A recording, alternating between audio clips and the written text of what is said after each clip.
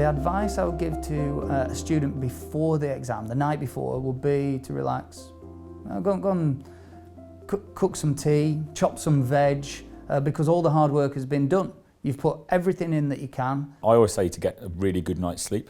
I'm quite a big believer in the foods you eat as well. So I always say about there are things like oily fish that are quite good for the brain. Blueberries apparently are great before exams as well. It goes back to what works for you. Everybody's done an exam. By the time you'd see someone for a professional exam, you've studied, you know what works for you, and so go back to those principles. I kind of like the idea that you can work up to the last minute, and for that specifically, I would say in the latter stages what you're doing is you're memorising, not learning.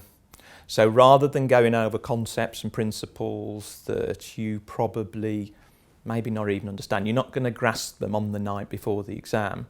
So go through the different topics, just start to memorise, because in that short-term period just before, and actually on the morning of the exam, and the beauty of actually doing something on the morning of the exam is it stops you worrying. So I would say short-term memory, try to get as much, and the less you understand, the more you need to memorise.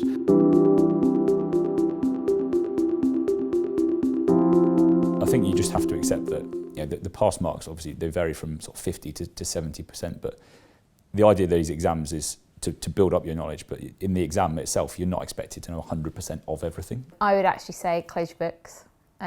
Don't worry about trying to read everything through again, trying to learn everything the night before. I would say have an evening to yourself, relax, stay calm. Well, some students always worry about failing. I think that's one of the big problems, that students never feel like they're ready for an exam. I see it the other way, because I see the amount of effort that students have put in and the good stuff that they are delivering. It would very much depend on the student, and I'd hope that if it was a student that I knew, that I'd be able to give some really good advice. Sometimes it's just that they need to just chill out, they need to do a bit more work, stop working, go and have a cup of tea, go out for dinner, switch off and go into the exam in the morning. Others need to start cramming.